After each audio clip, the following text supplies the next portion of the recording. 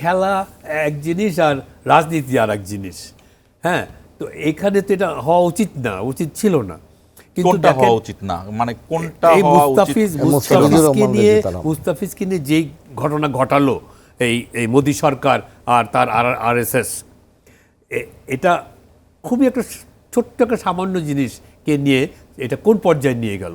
I think Bangladesh যেই স্টেপটা নিয়েছে, they did the right thing, যে তোমরা যদি এরম করো আমাদের একটা প্লেয়ারকে নিয়ে, তার যদি তোমরা দিতে না পারো, নিরাপত্তা দিতে না পারো, তাহলে আমার অন্য প্লেয়ারদেরকে নিরাপত্তা দেবে কেমন করে? কাজে আমাদের কোনো প্লেয়ার তোমাদের ওখানে যাবে না, ক্লিয়ার কাট বলে দেওয়া। And that is the right thing that they did.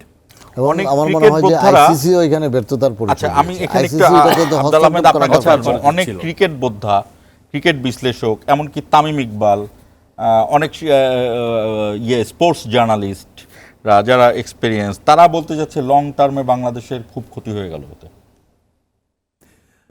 এই সিদ্ধান্তের জন্য বাংলাদেশের ক্রিকেটের খুব ক্ষতি হয়ে গেল, তারা বলছেন বিভিন্নভাবে।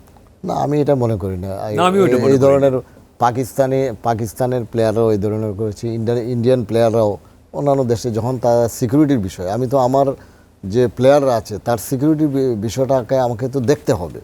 তো বাংলাদেশ তো এটা সঠিকভাবে এটা দেখেছে। আমার মনে হয় না যে, এবং এটাতে আইসিসি এটা আমার মনে হয় যে এই বিষয়টা ভালোভাবে দেখবে। এবং বাংলাদেশ তো খেলার ব্যাপারে তো বলে নাই। বাংলাদেশ বলছে যে আমার এখানে নিরাপত্তার ইস্যু থাকার কারণে আমি ইন্ডিয়া খেলতে পারছি না, আমাকে ভেন্যুটা শ্রীলঙ্কায় অন্য জায়গায় ভেন্যু চেঞ্জ করেন। একটা যৌক্তিক, এবং এটা এই ঘটনাটা তো ঘটছে। এবং ভারত যেভাবে মুস্তাফিজকে মানে ভারতের করেছে না, একটি গোষ্ঠী করলো, গোষ্ঠী তো চাপ দিয়েছে, গোষ্ঠী করলো এবং সরকারও তাদের সাথে আইসিসি মানে একটা গোষ্ঠী করলো, এখন সরকার কি করবে না? সরকার কি মানে সঙ্গে সঙ্গে এটা সরকারও তাদের সাথে, সরকার না থাকলে এটা হয় কেমনে? এটা তো হয় না। সরকারের উস্কানিতেই আইসিসি এই অ্যাকশনে গেল যে মুস্তাফিজকে খেলতে দেবে না। আর আইসিসি হয়েছে কি, ICC is very much dominated by the Indians.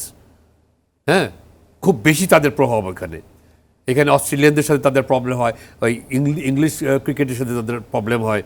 তো এইবার আইসিসি এটা খুব সুন্দরভাবে এটা সমাধান দিতে পারতো, কিন্তু না দিয়ে তারাও এই প্রো ইন্ডিয়ান অ্যান্টি বাংলাদেশ একটা স্ট্যান্ড নিয়ে নিল। কাজেই Bangladesh did the right thing.